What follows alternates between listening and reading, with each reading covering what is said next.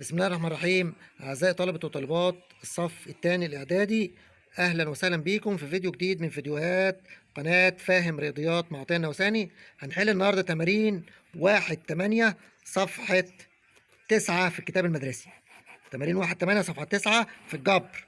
هنقول فيها إيه؟ أول مسألة بتقول لي اختياري جذر 50 ناقص جذر 18 ناقص جذر 2. ممكن من الآلة الحاسبة نجيب على طول مرة واحدة نطلع الناتج، ولو عايز تبسط هتقول معانا ايه؟ الجذر 50 ده عبارة عن كام؟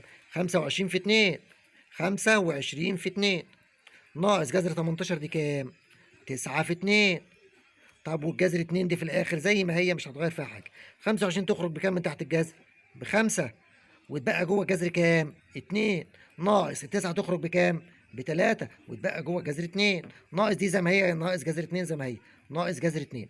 ادي 5 جذر 2 دي بالموجب، معانا سالب 3 ومعانا سالب واحدة كمان هيبقوا سالب 4. سالب 4 اشيلهم من الخمسة، يتبقى واحد بس من الصنف اللي اسمه ايه؟ جذر 2. بجمع الحدود بتاعتها. المسألة اللي بعدها يبقى الإجابة بتاعتنا كام يا جماعة هنا؟ جذر 2. اللي بعدها جذر 7 ناقص جذر 5 مضروبة في جذر 7 زائد جذر 5. دي قوسين مترافقين، بضربهم ازاي؟ قال لي تكتبهم جذر 7 ناقص جذر 5 ادي قوس، والقوس الثاني زيه بالظبط بس مع اختلاف الاشاره. دول اسمهم قوسين ايه؟ مترافقين.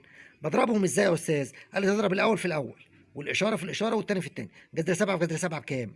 بسبعة. واحد يقول لي يا استاذ جذر 7 في جذر 7 بجذر 49. اقول لك ما هي جذر 49 بسبعة، والناقص في زائد بكام؟ بناقص، وجذر 5 في جذر 5 بخمسة. 7 ناقص 5 بكام؟ باتنين. وتلاحظ ان اقواس المترافقه دايما لما بتتضرب بتطلع عدد صحيح، بتطلع عدد صحيح، يبقى الناتج بتاعنا برضو كام؟ 2. اللي بعدها جذر 8 زائد جذر 2 الكل تربيع. ازاي افك القوس ده؟ جذر 8 زائد جذر 2 الكل تربيع. مين يفكها؟ واحد يقول لي يا استاذ نضرب الاول في نفسه مرتين والتاني في نفسه مرتين. اقول لك لا، ما تبسط جوه الجذر. بسط الجذر 8 كده هتبقى كام؟ 4 في 2. 4 تخرج بكام؟ ب2. يبقى 2 جذر 2. ده تبسيط الجذر 8، لأن الجذر 8 دي عبارة عن 4 في 2. 4 تخرج ب2 وتسيب جذر 2 جوه، زائد جذر 2 تانية قديمة زي ما هي اهي. كل دول لسه تحت الايه؟ تحت القوس. 2 جذر 2 ودي واحدة جذر 2 يبقوا كام؟ يبقوا 3 جذر 2. ما انا بجمع 2 بطاطس مع واحد بطاطس يطلعوا 3. طب 2 جذر 2 مع 1 جذر 2 يطلعوا 3 جذر 2. الكل ايه؟ الكل تربيع. التلاتة لما تتربع تنضرب في نفسها بكام؟ بتسعة. والجذر 2 انضرب في نفسه كام؟ باتنين. 9 في 2 بكام؟ ب 18. فين الإجابة اللي اسمها 18؟ ادي الإجابة اللي اسمها 18. اللي بعدها معكوس الضربي للعدد جذر 3 على 6. جذر 3 على 6. فين معكوس الضربي؟ معكوس الضربي 6 على جذر 3، والمعكوس الضربي بقلب. طب قلبت، ولما قلبت يا استاذ لقيت جذر في المقام، اعمل ايه؟ قال لي اضرب في الجذر ده فوق وتحت. اضرب فيه فوق وتحت. 6 في جذر 3 فوق ب6 جذر 3، وجذر 3 في جذر 3 بكام؟ ب3. ال3 تختصر مع ال6 فالكام؟ فال2. يبقى الصافي 2 جذر 3. يبقى الصافي بتاعنا كام؟ 2 جذر 3. ادي 2 جذر 3.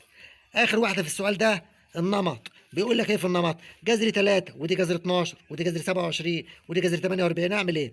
لو واحد عبيط يقول لك انا زودت 9 وبعدين زودت ما اعرفش كام. لا لا لا لا لا، ده تبسط الجذور دي، لازم يكون لها نوع واحد. دي جذر 3 زي الفل، وديت 2 جذر 3 لما تتبسط. حتى لو كتبتها على الحاسبه جذر 12 هتطلع لك 2 جذر 3. وال27 دي 3 جذر 3. وال48 دي 4 جذر 3. الله الله الله. يبقى كلها ماشيه 3 جذر 3 بقت 2 جذر 3 بقت 3 جذر 3 بقت 4 جذر 3. اللي جايه بقى المفروض تبقى 5 جذر 3. طب 5 جذر 3 اللي هي مين هنا؟ اللي هي جذر 75. ده كان السؤال الاول معايا اعزائي الاحبائي. السؤال الثاني معانا بيقول لي اكمل العبارات الاتيه. س بتساوي 3 زائد جذر 2 فإن مرافقها. مرافق دي كام؟ المرافق يا جماعة نفس المقدار مع تغيير الإشارة اللي في النص. يبقى المرافق بتاعها هيبقى 3 ناقص جذر 2. ده المرافق اللي هيتكتب هنا 3 ناقص جذر 2. طب وحاصل الضرب أضربهم في بعض. ادي العدد المقدار الاصلي وادي المرافق بتاعه. اضربهم ازاي؟ قال لي تكتبهم جنب بعض. 3 زائد جذر 2 تضربها في المرافق اللي هو 3 ناقص جذر 2. في المرافق لسه قايل من شويه بعمل ايه؟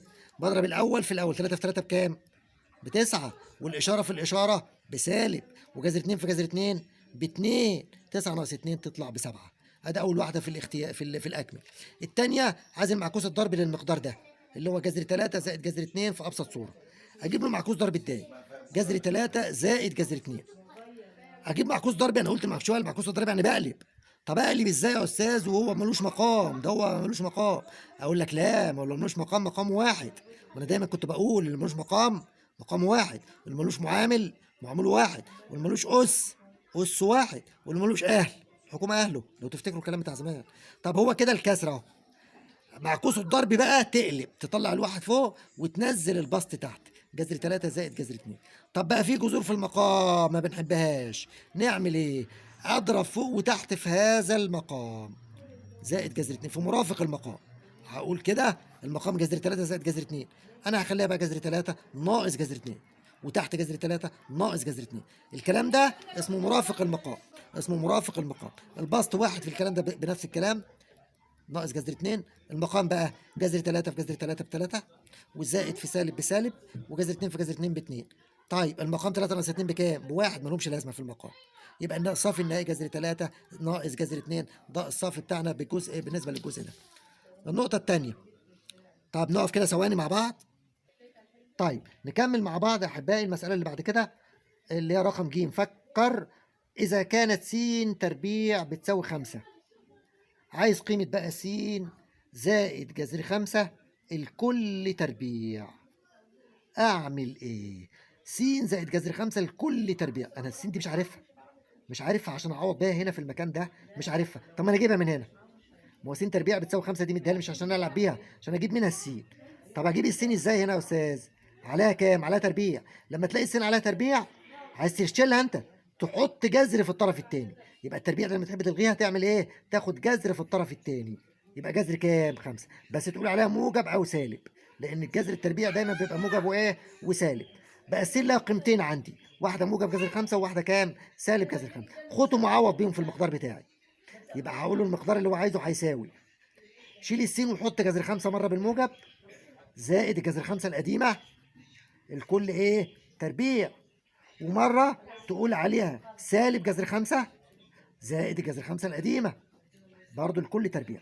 تعال نجيب قيمه دي. جذر 5 وجذر 5 كام؟ اوعى تقول لي 5، ده يطلعوا 5 لما بضربهم. لكن هنا يطلعوا كام؟ يطلعوا 2 جذر 5. 2 جذر 5 ربعهم كده. 2 تربيع بكام؟ ب4، وجذر 5 تربيعه كام؟ 5. يبقى 4 في 5 هتساوي 20، يبقى دي ب 20. طب والقيمه اللي هنا جذر 5 زائد جذر 5 دول بصفر. صفر مرفوع له اس 2 طبعا بصفر. صفر اس 2 بكام؟ بصفر. ادي ولذلك بيقول لي هنا كام في ابسط صوره؟ لا دي ايوه طلعت المره الاولانيه ب 20، او هتطلع هنا بكام؟ بصفر. والحل معاك وتبقى ترجع الفيديو وتشوف ده. طيب اللي جايه بيقول لي 1 على س بتساوي الكلام ده. عايز قيمه س. 1 على س بتساوي كام؟ جذر 5 ناقص 2. جذر 5 ناقص 2. طيب جذر 5 ناقص 2. ايه الواحد على س دي؟ الواحد على س دي المعكوس الضرب بتاع السين. الله، ازاي يا استاذ؟ السين اهي مقامها كام؟ مقامها 1. لما اقلبهم تبقى 1 على س.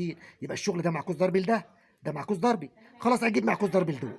عشان اجيب السين اجيب المعكوس الضربي بتاع دول. طب معكوسهم الضرب كام؟ هم مقامهم كام؟ مقامهم 1. انا بقى اطلع الواحد فوق وانزل جذر 5 ناقص 2 تحت، واضرب في المرافق بتاع المقام، لان انا مش عايز جذور في المقام. يبقى جذر 5 زائد 2، وتحت جذر 5 زائد 2. اضرب جذر 5 في جذر 5 ب5، ناقص في ناقص، ناقص في زائد بناقص، و2 في 2 ب4. يطلع بواحد ملوش اي لازمه تحت. واحد في جذر 5 زائد 2 بجذر 5 زائد 2. يبقى الصافي بتاعنا جذر 5 زائد 2. دي بجذر 5 جذر 5 زائد 2. اخر واحده في السؤال ده يا جماعه هنقول فيها ايه مع بعض كده عشان نقفل السؤال ده.